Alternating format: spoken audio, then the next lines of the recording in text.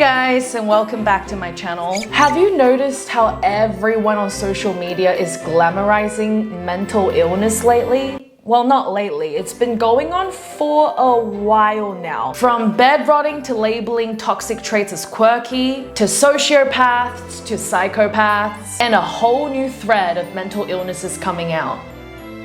It feels like society is spiraling into this weird celebration of being unwell. And it also feels like negativity fueling and supporting negativity.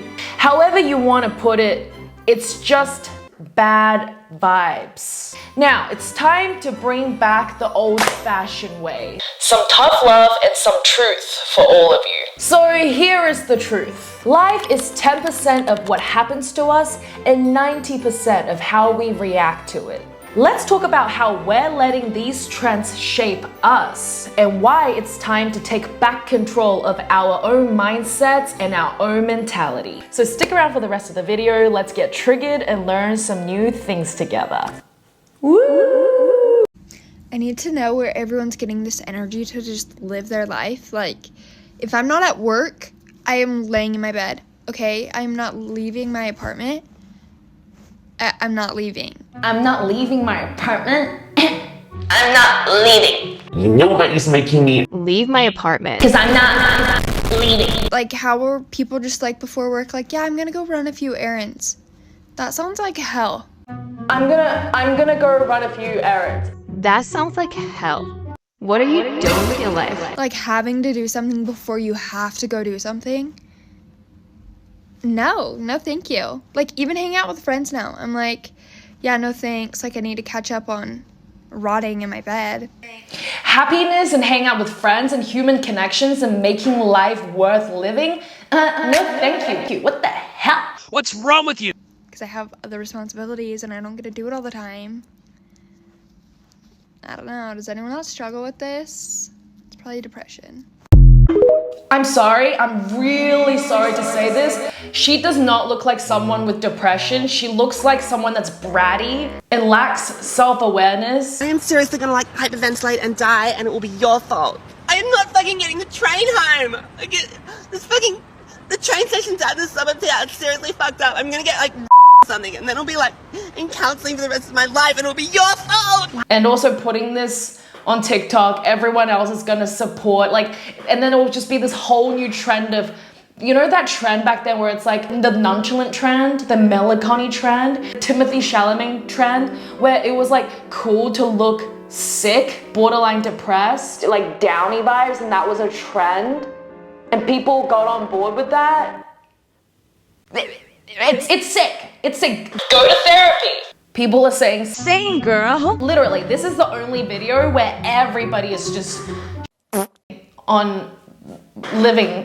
It's so relatable. It's so relatable to hate your life. That is a trend. Everybody hates their life. Who do you think lives a better life? Someone who tries their best to do their absolute best. Someone who is in control of their mentality, actions, and attitude. Someone who is not perfect and doesn't mind that, but tries their absolute best to connect with themselves, nature, and others. Or someone who is constantly complaining how it's others' fault for something that's happening in their lives. Someone who supports negativity and tries to control how others should respond to their bad behavior rather than taking responsibility and control of their own lives. Someone who thinks life is depressing and there is absolutely no purpose or point. And someone who won't take any advice and gets defensive. Now the answer is obvious, right? Most people with common sense would pick the first person. And if you think it's the second person, you're a freaking troll on the internet and you're not welcome on this page. Actually, I don't mind a bit of trolling, it's funny. But if you think it's the second person, you're an idiot. A wise man, Viktor Frankl, a Holocaust survivor and psychiatrist, in his book, Man's Search for Meaning, he wrote, "Anything can be taken from a man but one thing. The last of human freedom, to choose one's own attitude in any given circumstance and to choose one's own way." Seriously, I live by this quote. When I started truly dabbling into it and living by this quote, I saw my life literally turning and changing around, and that's not even a joke. But a lot of people, especially on social media, do not. Okay? And also I've realized after being on social media so much, you know how there's a quote that says men will do anything but go to therapy? That is so unfair because I've noticed a huge amount of women that also don't go to therapy and they refuse to get help. Literally, all they do is they get mad and they try to back up their claim by things that are either not true or they emotionally try and guilt trip you, or some of them just jump straight to the defense. If you're a woman and you don't go to therapy and all you do is get defensive, you will suffer the consequences. So keep on watching this video because it will help people like you. Thank you. Alright, let's watch and react to a few TikTok videos together. Oh, this will be interesting. After scrolling on TikTok for the purpose of this video, there are a lot of sick people out there. I'm a diagnosed sociopath and here's how we get away with lying. Feeling no guilt really helps, but there needs to be a kernel of truth in there. You can't build a house of cards without a foundation. Okay, so obviously a lot of people out there, especially if you have TikTok, know this girl. She's like apparently a diagnosed sociopath. But I do want to say, apparently you cannot actually be diagnosed as a sociopath or a psychopath, right? These are just terms to kind of label someone. They're not actually clinically, right, or psychologically proven to be real terms. But the real term, I think it's ASPD. Correct me if I'm wrong. Everyone is on the spectrum. It's basically like antisocial spectrum, and she is on it, but she's not like a clinically diagnosed sociopath because you can't clinically diagnose someone for being these two things. But fun fact for you guys, do some research. Anyway, she claims to be a sociopath because, I mean, it gets views, obviously, and it gets people watching her videos, and it's easier to kind of label yourself, I guess, but there is a huge danger in labeling yourself too much because it will be harder to come out of that labeling. You will kind of be stunted into this persona or this thing you've created for yourself rather than expand and keep growing, which is what we're supposed to do as humans. We grow physically and mentally. Also, just a heads up, be wary of labeling yourself. Don't do it too much. Basically, she just tells people how much of a sociopath she is. She talks about what it's like. She gives tips on how to manipulate people. She's quite well liked. She's one of the most well received sociopath on TikTok. Yeah, it's interesting. Let's keep watching. For example, if you're going to actually cheat on your partner, make sure you go to a Pilates class or two before you start the debauchery and deception. If you're actually a decent human being and just want to get away with a white lie, the more simple, the better. When people lie, they tend to talk and talk. They think they need to cover their tracks. And this is what gets them into trouble. Don't write your own plot holes in your fictional story. Rookie mistake. This is why you should never speak to the police unless you have a lawyer. You'll start confessing to things you didn't even do. You'll thank me later for that one. You know, I'd be there for you at 2 a.m. with a shovel. Lastly, and most importantly, it's not a lie if you believe it. It's not a lie if you believe it. Look, I don't know too much about her to say much, but from her comment sections, she seems to have a lot of supporters and people that wants to be her and be friends with her. Someone literally said, "My goodness, how can I be useful to you?" Ugh, sick. Someone said the fact that she rarely blinks is a hard no. Someone said it's not a lie if you believe it. This is why I never fully trust anyone. True. Someone said, yes, it's not a lie if you believe it. Sprinkle, sprinkle. It's a mixture of people. There are some people that's like, no. But there are some people that's like, I want to be useful to you. Dude, get some freaking help. I personally wouldn't trust a sociopath. You know, it could be fun and interesting to get to know them and how they think, but to be friends with one and to rely on one. I mean, I've heard stories how people have changed sociopaths and they're like 7 years sober and they've had a happy friendship / marriage for 18 years. Like, I've heard these stories, but do I want to really put myself through the mental challenges? No, I really would rather be single and just not try and change anyone. People aren't mine to change. But for people that have changed sociopaths, congrats. You won. Kind of, but at what cost? I think that people are literally glamorizing her. Some people want to be useful to her. Some people want to be her friend and ask her for her take on certain subjects and how to navigate through life. People ask her questions about things and ask her for advice. People think she's beautiful. People literally, someone said, can I have your eyeliner tutorials? Like, people are kind of idolizing her. Everyone who idolizes her need to go straight to therapy, and including her. I don't think she's like a menace. That's all I'm gonna say. If you're a sociopath or you're high on the spectrum and you want to be a sociopath and you look up to sociopathic leaders or role models, you need therapy. You need to become self-aware. You need to heal. That's all I'm gonna say. Not ask for their eyeliner tutorials, okay? Get here sorted first. All right, let's move on. I don't know if this is surprising to you guys or not, but as a psychopath who doesn't really feel emotions, I don't really want to be a normal person. Now, on some occasions and in some instances, I really do wish I could feel things like a normal human being. Sometimes it would make my life easier, sometimes it would make me happier, sometimes it would make everything better. It would make me a better person. But most of the time, I see you guys having emotions and I think to myself, thank God I can't feel that. Thank God that that's not me, because I would never be able to handle that. How do they do it? Because contrary to popular belief, psychopaths aren't actually good at handling their emotions. Now, yes, we do have emotions. They're just very shallow, a lot more muted than a normal person, but we still feel things. But because we feel things on a lower level or to a lesser degree and not quite as frequently, we aren't well equipped to handle emotional outbursts. So when emotions do arise, it's really hard to regulate them. When I'm actually feeling something,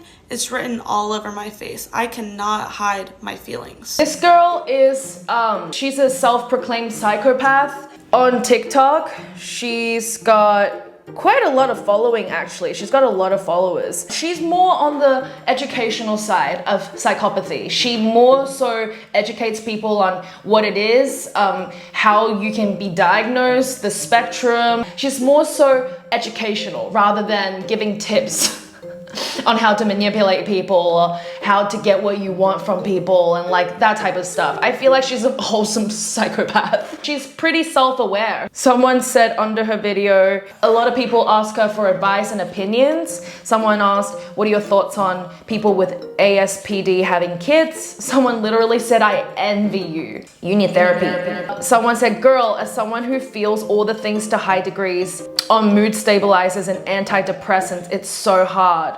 Heather.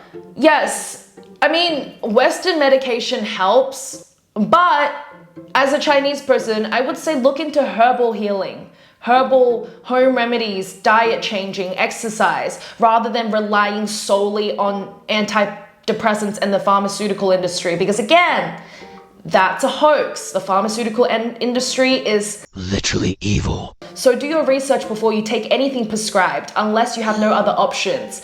Also, you can dive into spirituality. There are a lot of ways to heal rather than just medication and pharmaceutical type of prescribed drugs, right? They're just drug dealers with a degree. Ooh, I said it. I said it. Come get me. Come get me. Someone said feelings are overrated. Jealous. They're jealous for the fact that other people don't have feelings.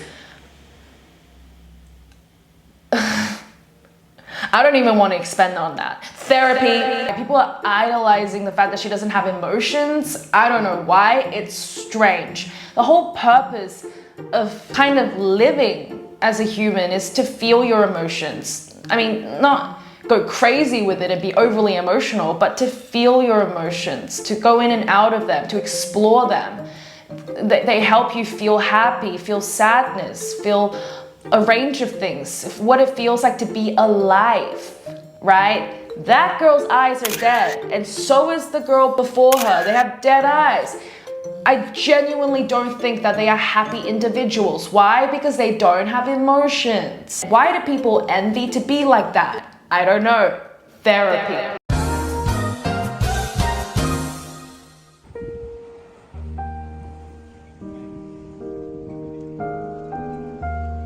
Hey guys, so I came out to the beach today. This is my favorite beach in the entirety of Sydney, New South Wales. I came with friends. My friends are right there. Josh, can you get my phone?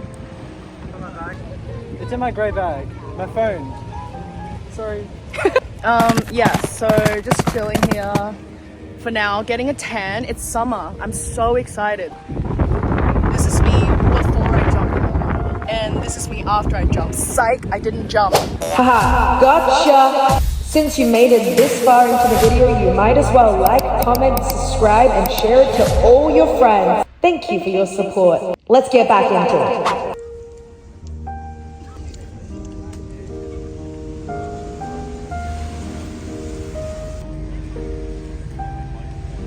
Doing well!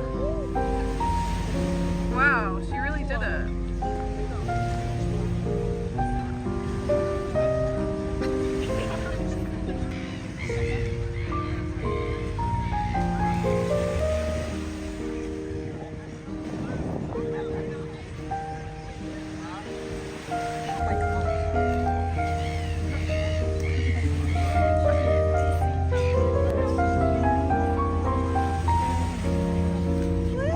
Yeah, but it's just too sunny today. Oh, I got it. I just jumped.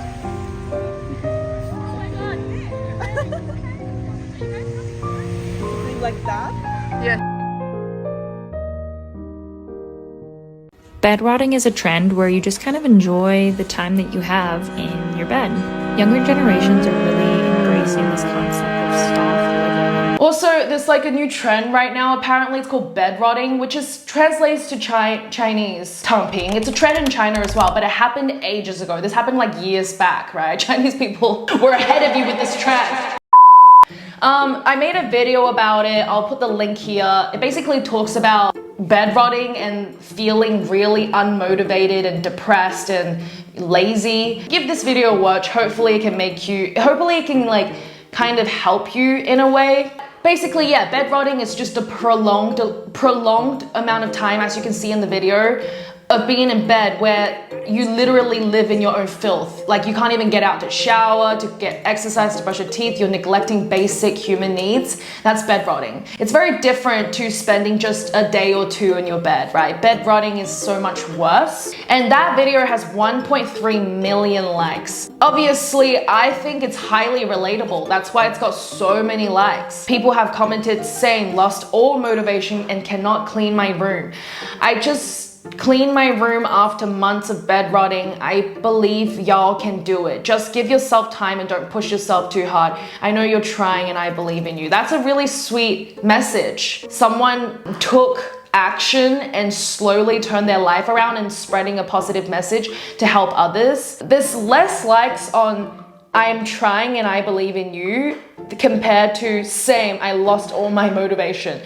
More people relate to that than they relate to trying and putting actions in and actually trying to turn your life around. Some people said, I've been bed rotting for months now and all I get called is lazy and how I'm making excuses to sleep all day instead of working.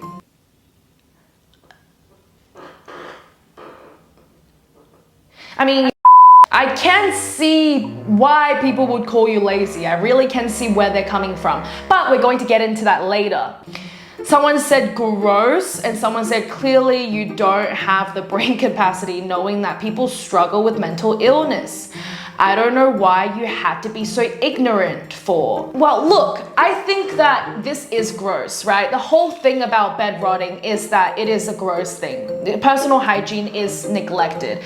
But I can also understand when this person says people struggle with mental illness, there's a difference, right? There's a huge difference between struggling with actual mental illness. Like I'm talking serious mental illnesses like schizophrenia, chronic bipolar, chronic psychopathy, where people are genuinely suffering mental illnesses, then feeling depressed and going through puberty and laying in bed. Because most of the people that are bed rotting are young people, right? You rarely see a 75-year-old person bed rotting. It's usually the younger generation.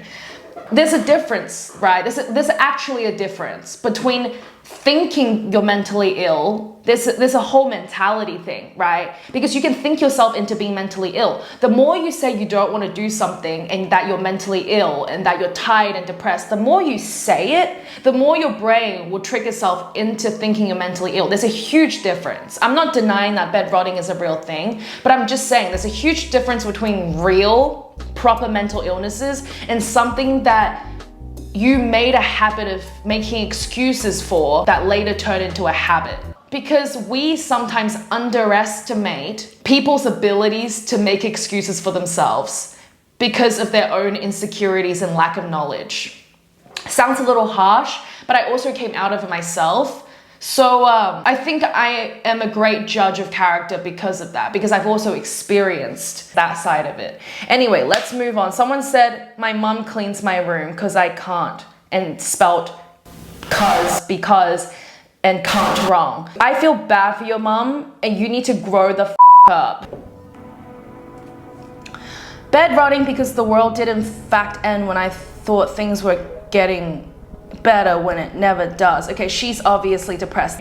Someone said I'm genuinely tired. Someone said it's always something, bro. Someone said I keep realizing it never does and I want out, honestly. For real, life isn't worth it, really. Just so depressed, this world.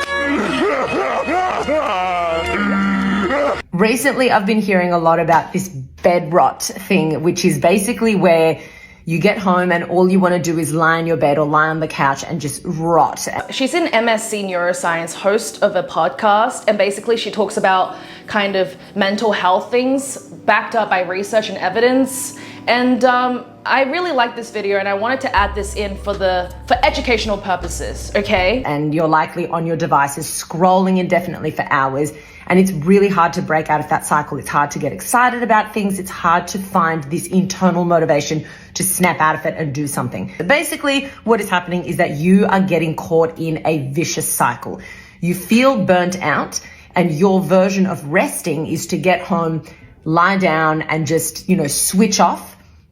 And we do that by being on our devices. But we are tricking ourselves into thinking that that is rest, because while you're physically resting your body, you are getting zero emotional rest whatsoever. And what I mean by that is what you're doing from a neurochemical standpoint, you're actually depleting yourself even further. So then, of course, the next day you go to work, you feel even more depleted, your sleep is shit, and then you repeat the cycle again. You're like, I'm burnt out, I'm at my capacity, I need to just lie down and be on my phone. Little do you know is you're actually making it so much worse for yourself, depleting your dopamine, you're depleting all your feel-good neurotransmitters, you're skewing how your melatonin is released when you're trying to go to sleep, you're getting shit sleep, and then of course you're feeling tired. So while we think we're resting, we're actually causing more emotional strain on ourselves and causing us to burn out even further.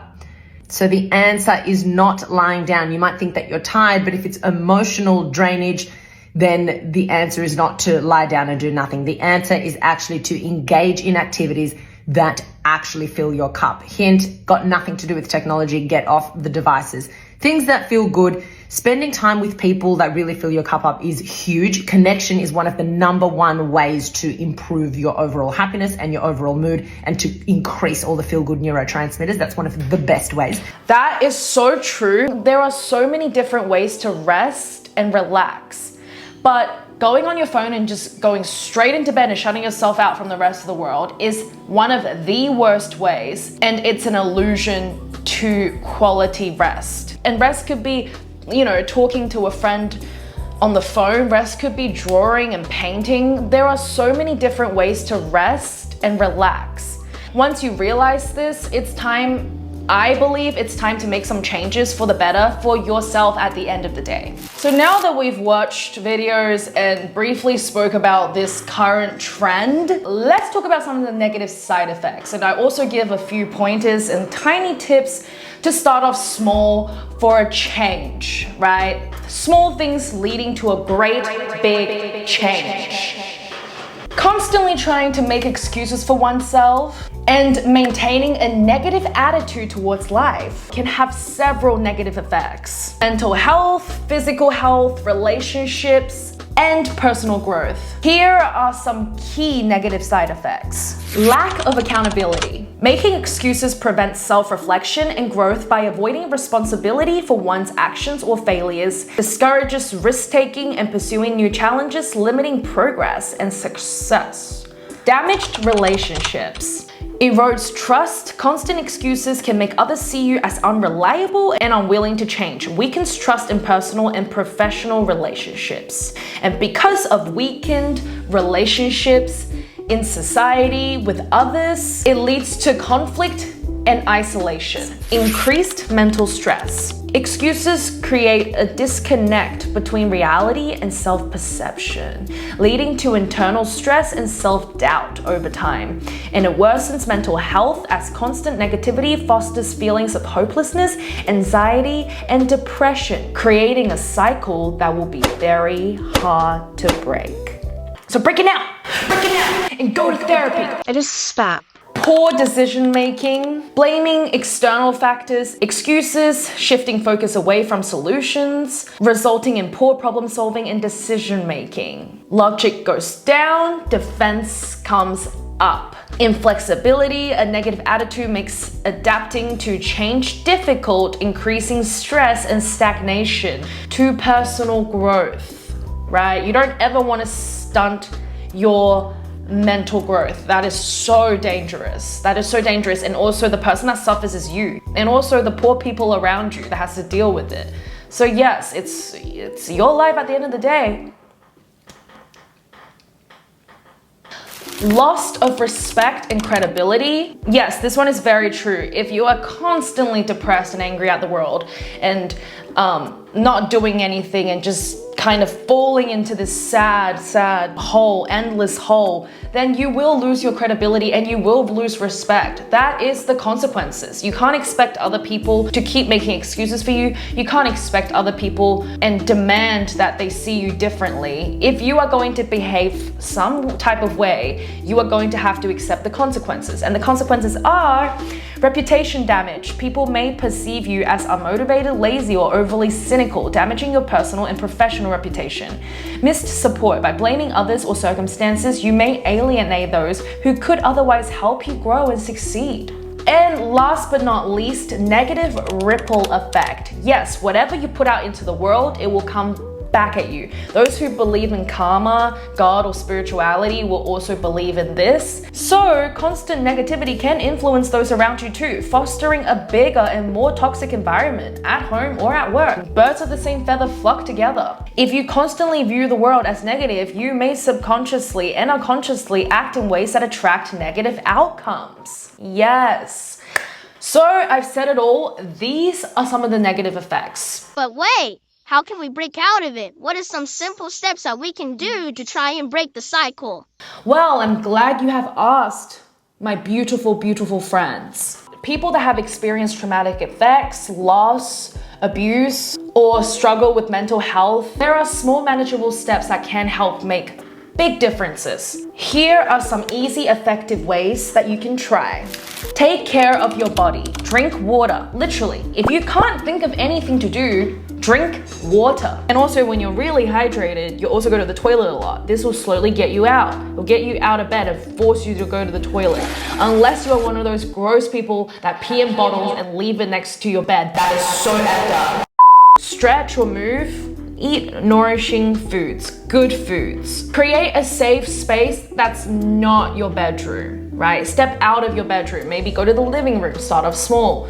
Go to the garden. Create a safe space that's not your bedroom. This will open up new ideas, new doors, right? New spaces for you to explore.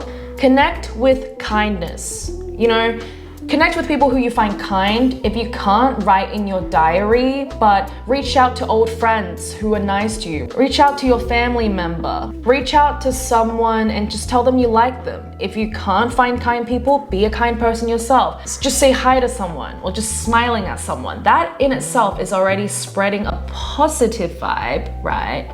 And also that in itself is already kindness. So start with kindness, really, try it. Remember to breathe. This one is so simple. Most of us, when we are watching a video, even sometimes I forget that I'm like holding my breath. So breathing is really important. Meditation brings the awareness, and then add it with some breathing, some gentle breathing as you're talking to someone. Right? You feel calm almost immediately. And last but not least, set small goals. And when you reach them, celebrate them, right? Reward yourself with something healthy. Go for a small 10-minute walk. If you can't do 10 minutes, even 5 minutes. Go for a walk, clean up something. And once you achieve the small goals, whatever it is that you set, celebrate it. Tell yourself you did amazing. Give yourself a pat on the back. Treat yourself to a healthy snack. Treat yourself to a great movie or show. Maybe do a happy show, right? Not like a murder documentary. Because if you watch murder documentaries a lot, you need therapy. And that is all the advice that I can give today. Obviously, there are so many more out there for you to research and explore, but I cannot because we have time limits in YouTube videos. But thank you guys so much for watching this video. I hope that you've all learned something today. I hope that this video has helped you in some type of way. Yeah, that's basically it. Be cool, be kind, always speak the truth, go to therapy if you need to, and love yourself. Aww. And that is all for today. Thank you guys. Bye.